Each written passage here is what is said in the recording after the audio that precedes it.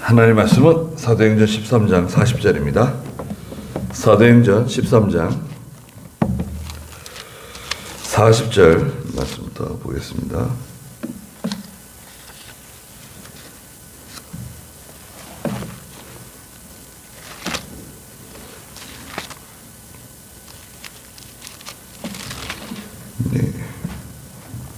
사도행전 13장 40절. 그러므로 너희는 선지자들에 의하여 말씀한 것이 임하지 않도록 조심하라. 보아라, 너희 멸시하는 자들아, 너희는 놀라고 망하여라. 내가 너희 생전에 한 가지 일을 행하겠으나 누가 너희에게 이야기하더라도 너희가 도무지 그 일을 믿지 않을 것이기 때문이다 라고 하였다. 그들이 나갈 때 사람들이 다음 안식일에도 자신들에게 이 말씀을 해달라고 간청하였다. 회중이 흩어진 후에 유대인들과 유대교에 입교한 경건한 자들 중에서 많은 이들이 바울과 바나바를 따르니 바울과 바나바가 그들과 함께 말하고 항상 하나님의 은혜 가운데 있으라고 권하였다. 다음 안식일에는 거의 온 성읍이 주님의 말씀을 들으려고 모이니 유대인들이 무리들을 보고 시기가 가득하여 바울이 말한 것들을 반박하며 모독하였다. 그러자 바울과 바나바가 담대히 말하였다. 너희에게 먼저 하나님의 말씀을 전하는 것이 마땅하나 너희가 그것을 거부하고 스스로 영생에 합당치 않은 자라고 판단하므로 보아라, 이제 우리는 이방인들에게로 향한다. 그랬습니다. 네, 지난주에도 말씀을 좀 드렸는데요. 여기 40절에도 있는 것처럼 너희는 선지자들에 의하여 말씀한 것이 너희에게 임하지 않도록 조심하라고 말씀하셨습니다. 선지자들을 통해서 말씀하신 것은 하나님의 징계죠, 징계. 선지자들은 보통 하나님의 징계를 예고했죠. 네, 북이스라엘의 선지자, 남유다의 선지자. 하나님께서 부지런히 그 선지자들을 보내가지고 하나님의 뜻을 전해주었습니다. 오늘날에도 이 하나님의 종들은 그 선지자의 책무를 가지고 있어요. 선지자는 자기 마음대로 이렇게 말하는 사람들이 아닙니다. 자기 주관적인, 자 들어보세요. 그 선지자는 사람이지만 자기 주관적인 개인의 어떤 감정이라든지 개인의 그 의지, 자기의 뜻을 이렇게 사람들에게 전하는 사람이 아니라 하나님의, 말하자면 하나님의 대언자거든요. 하나님의 대언자. 하나님의 말씀을 대신 전달하는 그 대언자라고도 하고 하나님의 보내심을 받은 사자, 하나님의 사자라고도 하죠. 하나님의 보냄을 받은 사자. 대사죠, 대사. 전권대사, 전권대사라고도 쓰고 그래요. 근데 자격도 안 되는데 뭐 전권대사라고 할 수는 없고 부족하죠. 선지자는 하나님의 뜻을 하나님 백성들에게 전달해 줘야 되거든요. 그러니까 하나님의 종된 사람은 교회에서, 이 강단에서 하나님의 말씀을 전해주는데요. 그렇죠? 하나님의 말씀을 전해주는데 거기에는 뭐가 들어가 있어야 되는 거죠? 하나님의 뜻이 반영이 돼야 돼요. 말씀을 통해서. 그렇기 때문에 교회는요, 하나님 말씀을 전하는 곳입니다. 도덕이나 윤리를 가르치는 곳이 아니에요. 물론 성경에는 이웃사랑에 대해서도 말씀하시고 윤리적인 부분에 대해서도 말씀하세요. 그러나 이 강단에서는 하나님 말씀을 선포해야지 도덕적인, 윤리적인 그런 교훈을 전달하는 곳이 아니다 이거죠. 그거는 하나님의 종의 사명이 아닙니다. 그리고 하나님의 종은 말씀을 전하는 사람은 여러분들께서도 이제 직장이나 이웃들에게 또 형제, 친척들에게 전도하잖아요. 교회 나가라 그러고 예수 믿으라 그러고. 전도하는 것은 다른 말로 선포예요. 선포라고 하는 의미는 우리가 보통 편하게 전도라 그러잖아요. 전도의 의미는 원래 무슨 의미냐면 그 상대방이 있잖아요. 내 말을 듣는 그 상대방이나 청중이 내 말을 듣든지 말든지 일방적으로 전하는 거예요. 그 사람 무시하는 거 아니냐? 그 사람들을 무시하는 거 아니냐? 무시하는 거 아닙니다. 선포라고 하는 개념은 하나님의 말씀을 전할 때 사용되는 단어죠. 선포는 듣는 상대방이나 청중이 내 말을 듣든지 말든지 그냥 전하는 거예요. 그게 뭐 하나님의 말씀 전하는 거냐? 가르치는 거냐? 하나님은 그렇게 명령하세요. 왜 그럴까요? 그 다음에 일어나는 일이 있잖아요. 말씀을 전한 다음에 일어나는 일은 그건 하나님이 알아서 하시는 거예요. 성령께서 감동할 사람을 감동하고 열받을 사람을 열받게 하시고 반대할 사람을 반대하게 하시고 그 성령께서 알아서 하실 일이고 우리는 말씀을 전하는데 어떻게 전해야 되죠? 하나님의 뜻을 전하는 거예요. 말씀을 통해서. 여기서는 뭐라 그랬습니까? 선지자들에 의하여 말씀하신 것이 임하지 않도록 조심해라.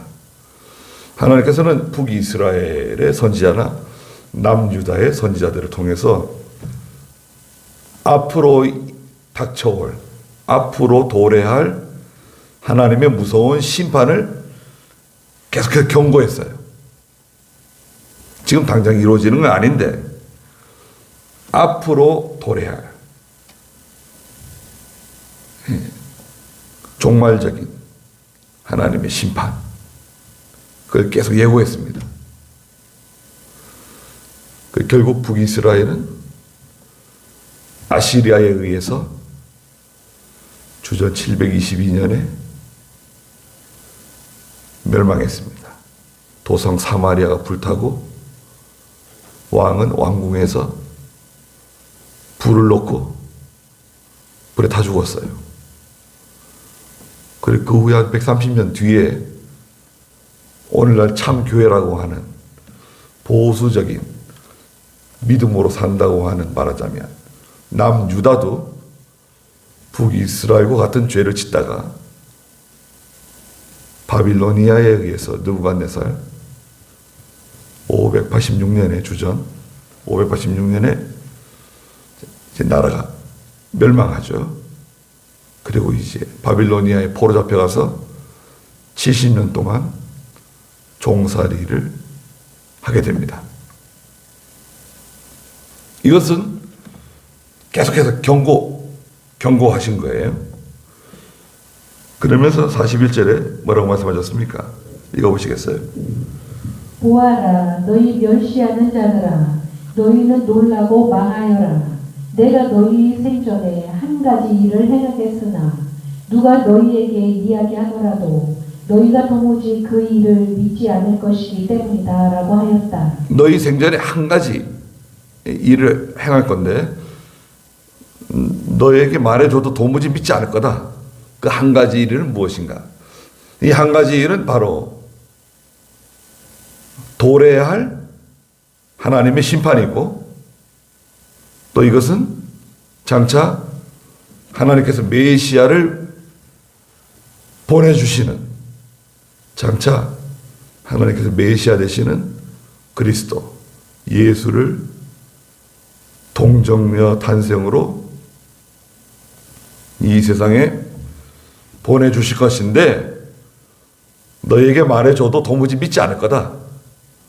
하나님의 심판이 임한다고 말해줘도 믿지 않을 거고, 메시아가 오시는데 동정녀의 몸을 입고 이 세상에 오실 것이다.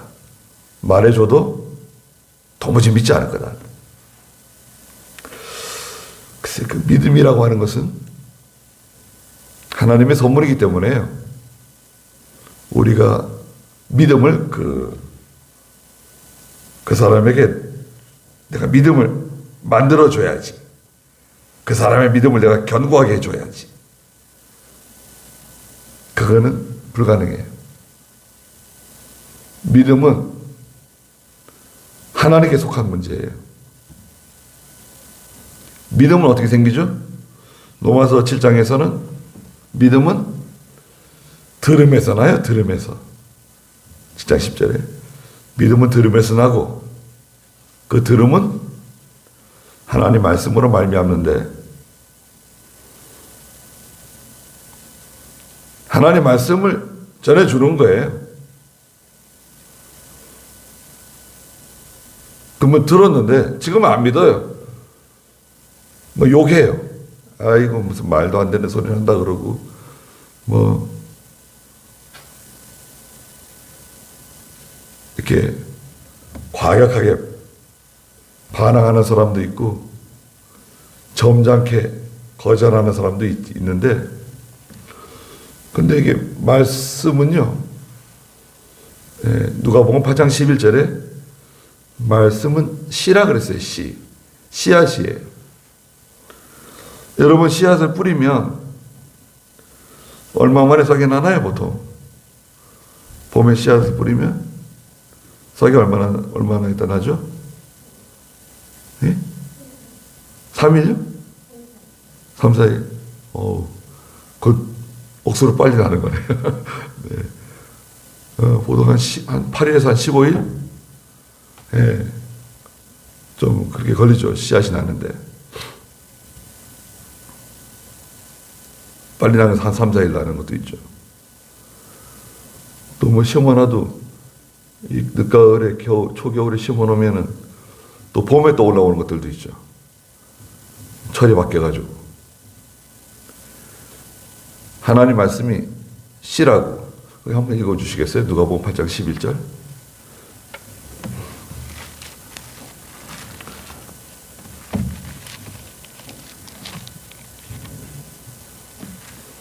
누가복음 8장 11절입니다. 그 비유의 뜻은 이러하다. 씨는 하나님의 말씀이다. 네, 씨는 하나님 말씀이에요. 말씀을 전하면 씨를 뿌리는 것 같아요. 그러면 어떤 씨는 길가에 떨어져가 새들이 물어가고 마귀들이 걷어갑니다. 어떤 씨는 도적밭에 떨어지고 가시밭에 떨어지고 옥토에도 떨어집니다. 그 사람이 살아가다가 어느 날 갑자기 그 들었던 말씀이 딱 생각나는 거예요. 그 친구의 들었던 말씀. 갑자기 어느 날 갑자기 그 들었던 말씀 있잖아요. 전도받았던 하나님 말씀, 성경에 이런 말씀이 있어. 야, 꼭 들어봐라. 성경에 이런 말씀이 있다? 그러면서 말해주는 거 있잖아요. 그 말씀이 탁 떠오를 때가 있어요. 그럼 이제 꼬꾸라지는 겁니다. 그 말씀이 딱 떠오를 때는 말하자면 그 묻혀 있었는데 씨가 이제 퉁퉁 불어가지고 이제 껍질이 벗어져가지고 싹이 탁 터지는 것 같아요. 예. 속에서 뭐 3년이 지난 다음에 혹은 5년이 지난 다음에 어떤 사람은 한 10년 지났는데 그때 그 친구가 해준 그 말이 딱 생각이 나는 거예요. 깜짝 놀라는 거죠. 단순히 놀라는 게 아니라 그 사람의 인생이 확 바뀌어요. 그 다음 주부터 교회 나가는 거예요, 말하자면. 아, 내가 이렇게 살면 안 되는데 교회 나가야 되겠다. 아, 그때 내 친구가 그런 말씀 전해줬었는데 그게 뭐 성경 어디 몇 장 몇 절 그건 생각 안 나지만 그 들었던 그 가물가물한 기억이 생각나는 거예요. 새별이 떠오르는 거죠. 깜깜한 밤에 새별이 탁 떠오를 때까지 기다리라 그러시잖아요. 베드로후서 1장 19절인가요? 네, 새별이 내 마음속에 떠오를 때까지. 근데 이제 말씀을 전할 때 담대하게 전하세요. 말씀을 전할 때 담대하게 전하고 또 가르칠 만한 기회가 생겼을 때 가르친다고 하는 것은 특별한 경험인데요. 주일학교를 가르친든 또 집에 자녀들에게 말씀을 전해주든 그 하나님 말씀으로 가르치는 거 있잖아요. 성경에 하나님 말씀에 그렇게 말씀하지 않았다. 성경이 이렇게 말씀하셨다. 이게 하나님 말씀이다. 믿음으로 살아라 그랬다. 우상 숭배하지 말라 그랬다. 주일 잘 지키라 그랬다. 부모를 공경하라 그랬다. 거짓말하지 말라 그랬다. 12조 생활하라 그랬다. 음행하지 말라 그랬다. 도둑질하지 말라 그랬다. 성경에 이렇게 하나님 말씀하셨다. 그러면 뭐 그때는 뭐 그냥 듣고 넘어갈 수 있는데 시간이 지나가지고 이게 딱 떠오를 때가 와요. 그때는요 자기가 무너집니다. 그 말씀을 감당을 못해요. 그 사람이 택한 사람이죠. 하나님 부르시는 거예요. 자기가 무너져야 돼요. 자기가 무너져야지 하나님께 나오거든요. 그 말씀을 듣든지 말든지 전하는 거예요. 여러분들께서 이렇게 누구에게 교회 나가라고 또 신앙생활 하라고 예수 믿으라고 전해주는 거 있잖아요. 그건 중요한 겁니다. 그것은요 노아의 방주에 탈 수 있는 티켓을 주는 거예요. 그 사람이 받든지 말든지 그 사람 알아서 하는 건데 여하튼 간에 내가 주는 것은 뭐죠? 노아의 방주에 탈 수 있는 그 티켓을 주는 거예요. 뭐예요?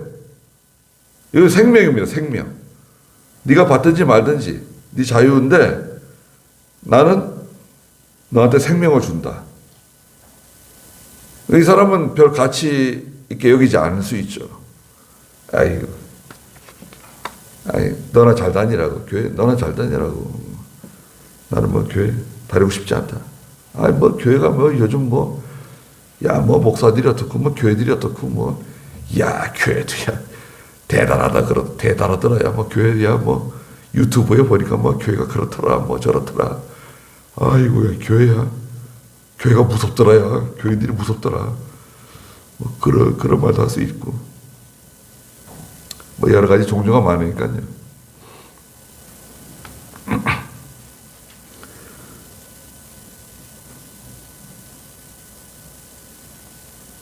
어떤 교회는 유명한 교회인데요.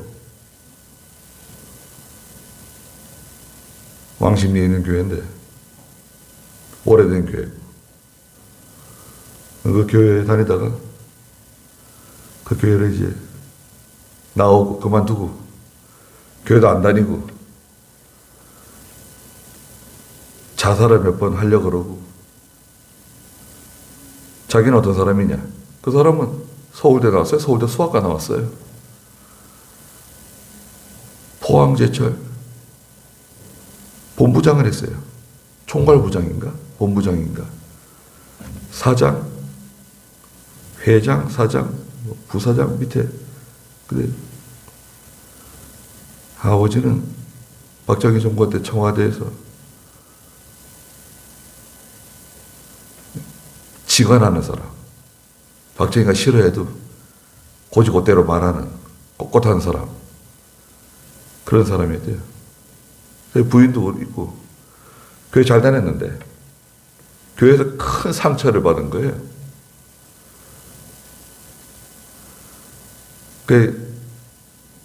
이혼하고 교회도 안 나가고 이제 뭐 나이도 있고 돈은 많아가지고 강남에서 잠실에서 100평짜리 아파트 살았다는데 잠실에 100평짜리 아파트는 지금 꽤 되겠는데 그런 아파트가 몇 채 있었대요. 그 뭐 이혼한 부인한테 주고 뭐 또 누구한테 주고 자기는 아무것도 없어요. 조그마한 전셋집에 사는 거예요. 지금 교회 다녀요. 교회 차량 봉사하고 영어는 뭐 얼마나 잘하고 그냥 뭐 일본어를 얼마나 잘하고 중국어도 얼마나 잘하고 그냥 집안이 뭐 다 사촌형이 포항제철 사장이래요. 사촌형하고 싸우고 나왔대요. 포항제철에서.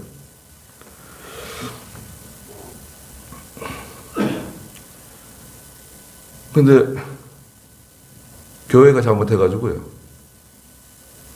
가정이 깨지고 난리가 난 거예요. 하여튼 교회도 참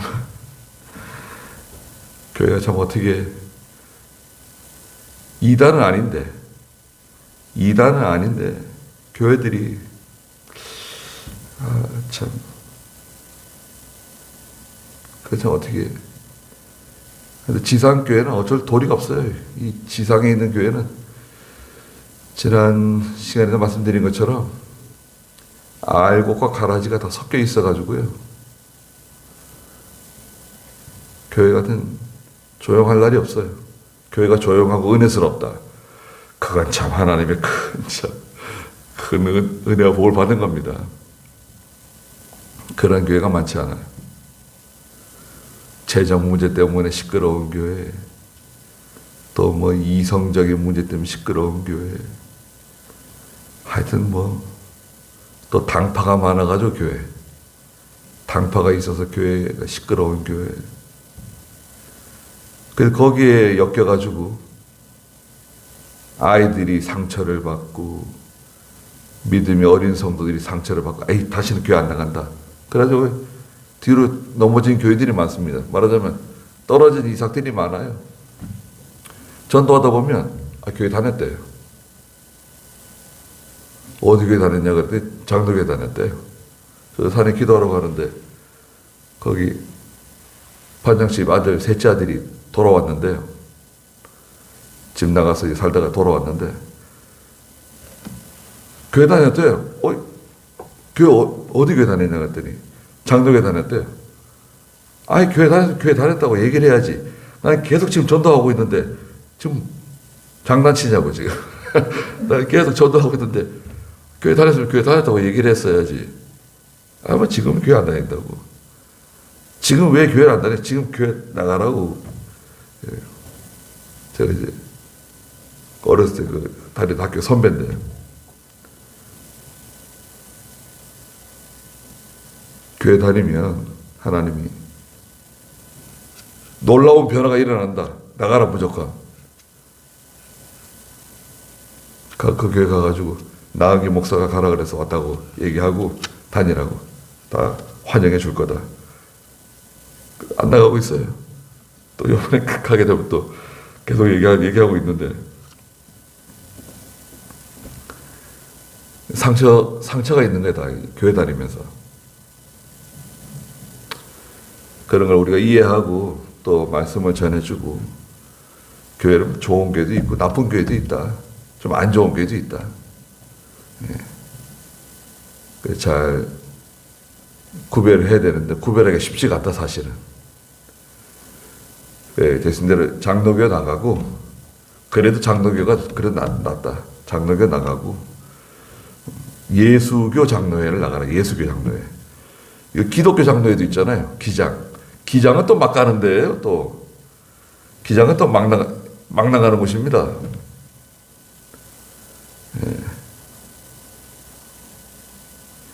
그래서 사도 바울이 비시디 안디옥에 있는 그 유대인들 회당에서 이런 말씀을 전해주는 겁니다. 그래서 이제 말씀을 전할 때 그 듣는 사람들이 다 감동을 받았어요. 말씀을 간절하게 마음으로 전하니까 듣는 청중이 다 감동을 받고 또 거기서 많은 사람들이 또 바울과 바나바를 따라왔어요. 제자가 된 거예요. 제자가 되고 또 헤어질 때 다음 주에도 좀 오셔가지고 하나님 말씀을 좀 전해달라고 부탁을 받고 다음 주에 또 모였는데 그 다음 주에는 뭐 그 고을에 있는 비시디 안디옥에 있는 거의 대다수의 사람들이 말씀을 드리러 몰려온 거예요. 유대인들뿐만 아니라 43절 읽어보시겠어요? 회중이 흩어진 후에 유대인들과 유대교에 입교한 경건한 자들 중에서 많은 이들이 바울과 바나바를 따르니 바울과 바나바가 그들과 함께 말하고 항상 하나님의 은혜 가운데 있으라고 권하였다. 그들과 함께 말한다는 것은 말씀을 가르치고 말씀을 배운다는 뜻이에요. 바울과 바나바가 모일 때마다 말씀을 가르쳐주고 또 그들이 말씀을 배우고 이러면서 한 주간을 보낸 겁니다. 항상 하나님의 은혜 가운데 있으라 꼭 권하였다. 44절에 다음 안식일에는 거의 온 성읍이 주님의 말씀을 들으려고 모이니 유대인들이 무리들을 보고 시기가 가득하여 바울이 말한 것들을 반박하며 모독하였다. 네, 거의 온 성읍이 다 이 말씀을 들으러 모여들었어요. 소문이 난 거죠. 야, 하나님의 말씀을 잘 가르치시는 분이 왔다. 우리가 지난번에 그분의 말씀을 듣고 다 감동을 받았다. 와서 한번 들어보라고 전도한 겁니다. 전도는 누가 잘할까요? 전도는 누가 잘할까? 열심히 있는 사람이 전도를 잘하는 건가? 아니 말을 잘하는 사람이 전도를 잘하는 건가? 어떤 사람 전도하라 그러면 자기 말을 잘 못하기 때문에 전도를 못한다는 거예요. 또 아는 게 없어서 전도를 못한다고 하는 사람도 있고. 그런데요, 전도는 사랑을 전하는 것 같아요. 사랑을 전해주는 것 같아요. 사랑. 그 사람의 영혼을 불쌍히 여기는 마음을 갖고 그 사람의 영혼을 붙잡고 말씀을 전해주는 거예요. 이렇게 살다가 이렇게 살면 뭐 무슨 소망이 있냐? 예수 믿고 하나님 섬기면서 살아야 된다. 믿음으로 살아야 된다. 근데 그 진정한 그 사랑하는 마음, 그 사람을 긍휼히 여기는 마음을 갖고 말을 전해주면 듣는 사람이 그 감동을 받는 거죠. 마음은 거울이라 그래가지고요. 잠언에 마음은 거울이기 때문에 사람의 마음은 서로 비친다는 거예요. 그래서 이렇게 대화를 하면 이 사람이 나를 무시하는구나. 이 사람이 나를 위하는구나. 나를 존경하는구나. 알 수 있죠. 알 수 있습니다. 그래서 이 사람의 마음은 비치는 거울과 같아가지고 그 사람을 진정으로 사랑하고 위해주는 마음으로 하나님의 말씀을 전하고 전도하면 교회 오는 거예요. 창원교회도요. 전도 제일 많이 하시는 그 할머니 전도 부인이 있는데 말이 어눌해요. 이러면서 이렇게 말씀이 약간 뭐랄까 힘이 없어서 그런 건가? 아니면 원래 그 음색이 그래요. 약간 뭔가 처음에 잘 못 알아들어요. 처음에는 보통은 잘 못 알아듣습니다. 그런데 그분이 걸음도 잘 못 걸어요. 약간 뒤뚱뒤뚱 걸으세요. 다리가 아파가지고. 그런 전도를 청학교에서 제일 많이 전도합니다. 1등.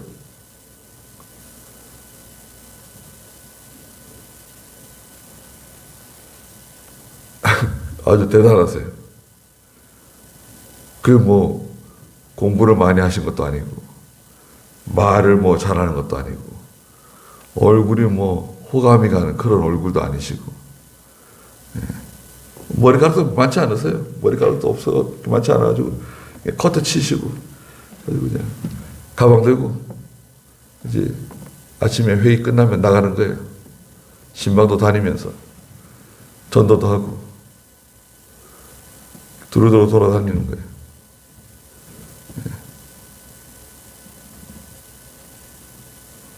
1년에 보통 한 50명에서 한 70명 전도하는 거예요.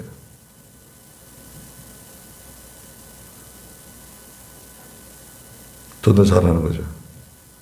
그 이병영 목사님이 아주 뭐 귀하게 여기는 전도부인이세요. 지금도 살아 계실 거예요. 좀 만나야 되는데.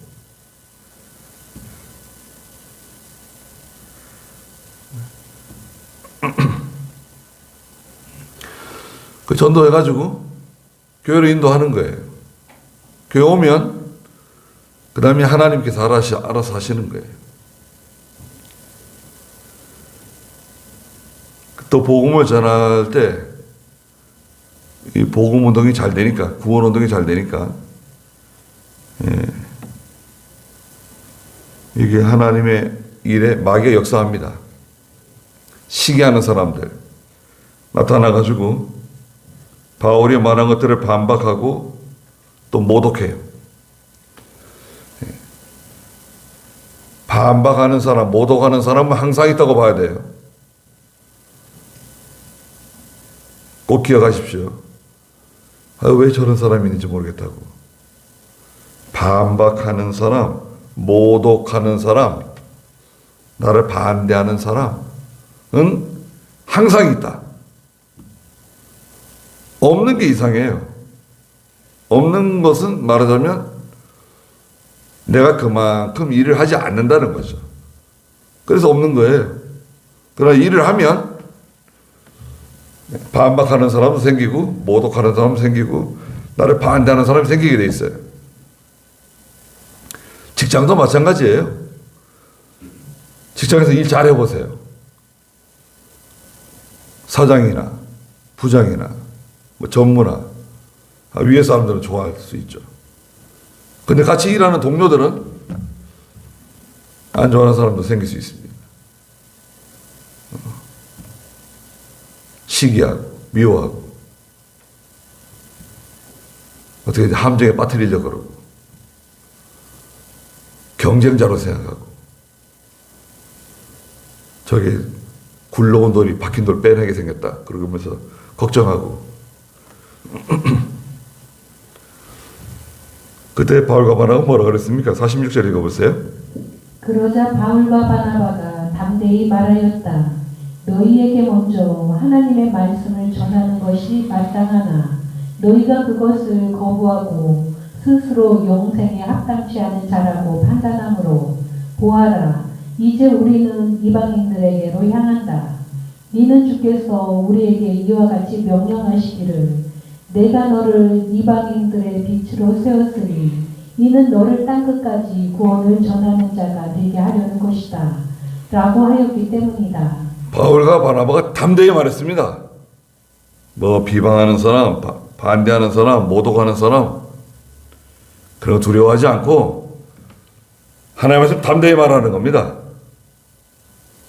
너희에게 먼저 하나님의 말씀을 전하는 것이 마땅한데 우리가 유대인으로서 형제인, 이웃인, 우리 동족인 유대인들에게 먼저 복음을 전하는 것이 마땅한데 너희가 그걸 받아들이지 않기 때문에 반대하기 때문에 우리는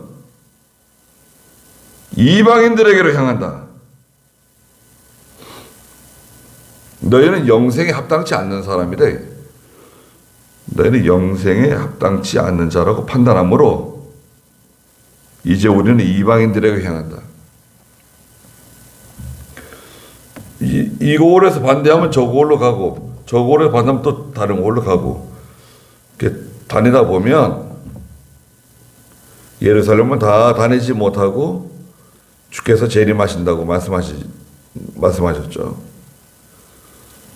또 이제 그 고을을 떠날 때는 어떻게 떠나라고 말씀하시죠? 신의 먼지를 떨어버려라. 신발에 있는 먼지까지 다 떨어버리고 떠나라. 그 신의 먼지를 떨어버리라고 하는 말씀은 아무런 그 어떤 관계를 맺지 말라는 거예요. 그 성에 있는 사람과 어떤 관계, 친구, 의리, 결혼, 어떤 아무런 관계를 맺지 마라. 거기는 복음을 받아들이지 않는 사람하고는 어떤 관계를 맺어서는 안 된다. 신의 먼지라도 다 떨어버리고 호련히 떠나라. 그건 연민의 정을 느껴가지고 거기에 하나님의 말씀 받아들이지 않고 믿음으로 하는 거 받아들이지 않는 사람하고 엮여가지고 처음에는 잘 나가는 것처럼 서로 위하고 존경하고 사랑하는 것처럼 하지만 결국에는 문제가 생겨요. 처음엔 잘 사는 것 같아도요, 믿지 않는 사람하고는 해결 안 돼요.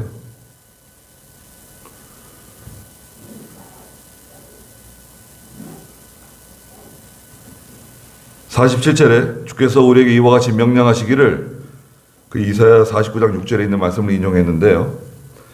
내가 너를 이방인들의 빛으로 세웠으니 이는 너를 땅끝까지 구원을 전하는 자가 되게 하려는 것이다.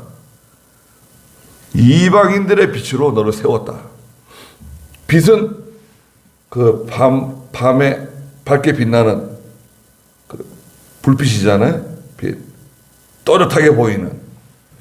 세상이 죄로 인해 다 캄캄한데 빛이 탁 하나 뜨잖아요. 그러면 선명하게 보이죠. 깨끗하게 보이죠. 이방인의 빛으로 내가 너를 보낸다. 너를 땅끝까지 구원을 전하는 자가 되게 하려는 것이다. 땅끝까지 전하는 겁니다.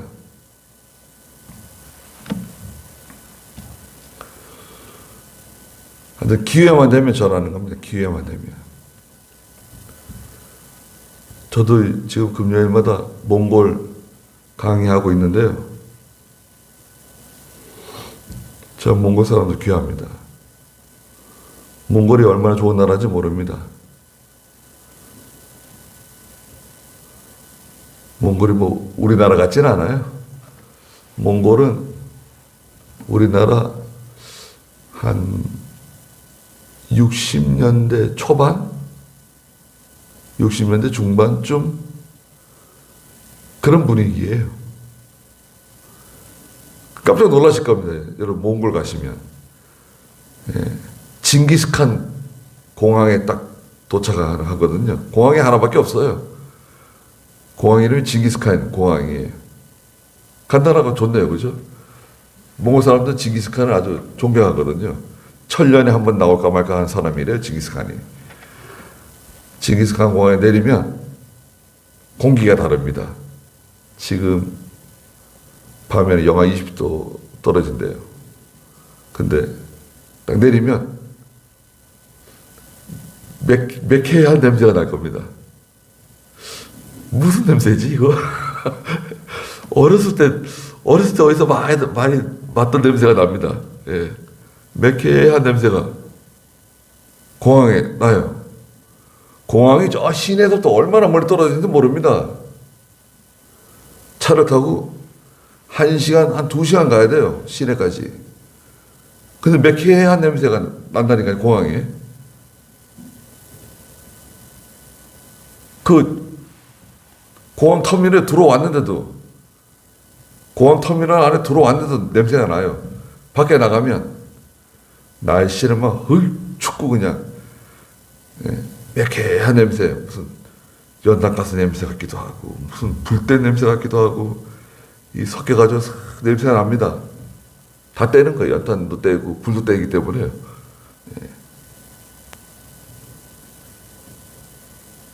그리고 이제 몽골에 들어가면 예.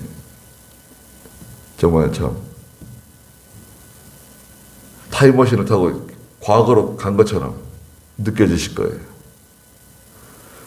아파트도 많이 지어가지고 좀 현대적으로 많이 변했는데 그래도 아유 몽골 땅은 뭐 얼마나 넓은지 말이죠. 우리나라 한 30배 가까이 되는데 인구는 뭐 300만에서 한국에 나와 있는 사람이 한 3만 명.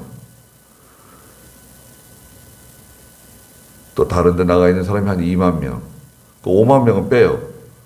300만 명에서 5만 명 빼면은 295만 명이잖아요.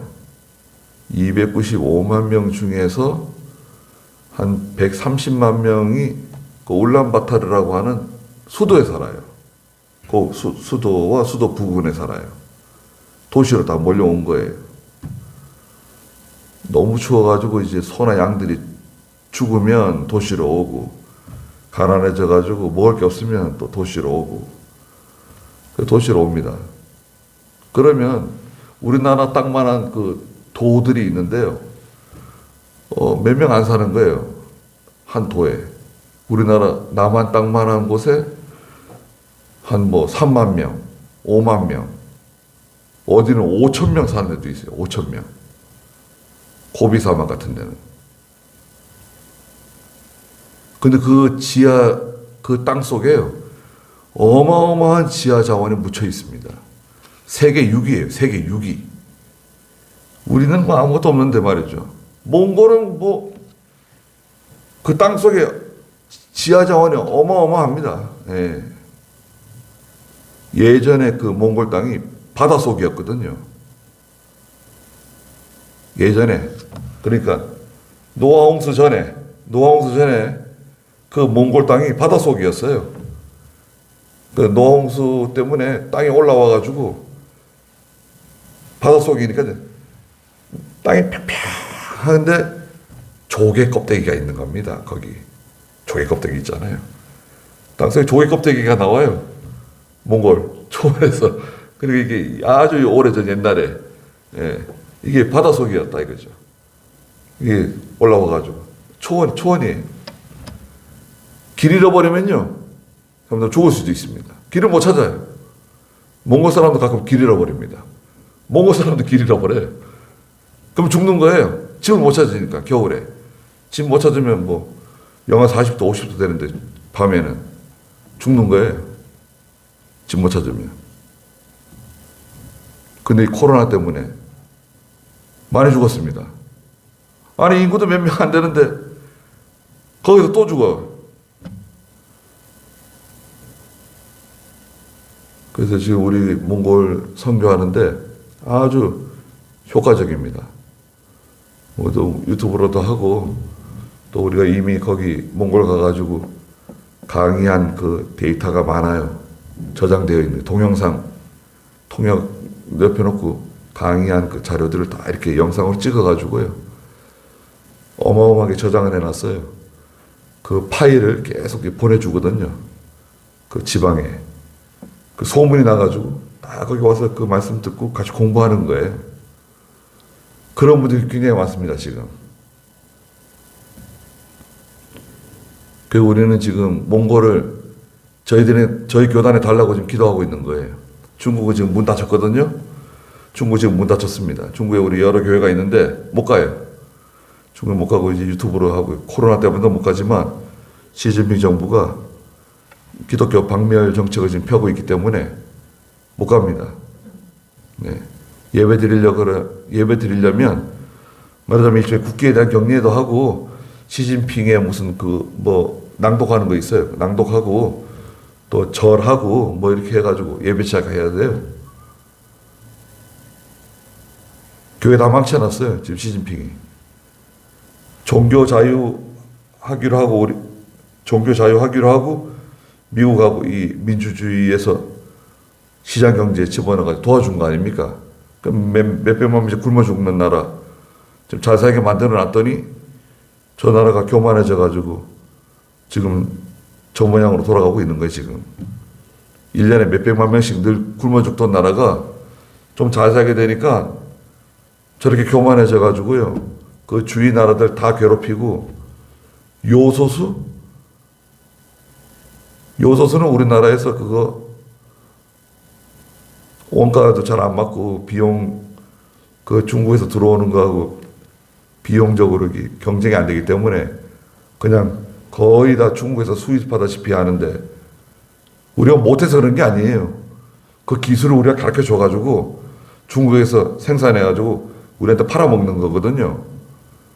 그 기술 가르쳐 줘가지고 장사할 수 있도록 해놨더니, 아니 요소수 가지고 한국을 괴롭혀요. 아유, 꼴값이에요. 꼴값을 해요. 예. 교만해지면요 망합니다. 그 자기 국민들 못 사게 굴고 코로나 바이러스 만들어가지고 그거 실험하다가 퍼져가지고 전 세계 사람 다 감염시켜가지고 지금 이 지경으로 만들어 놓고 조사도 안 받겠다 그러고.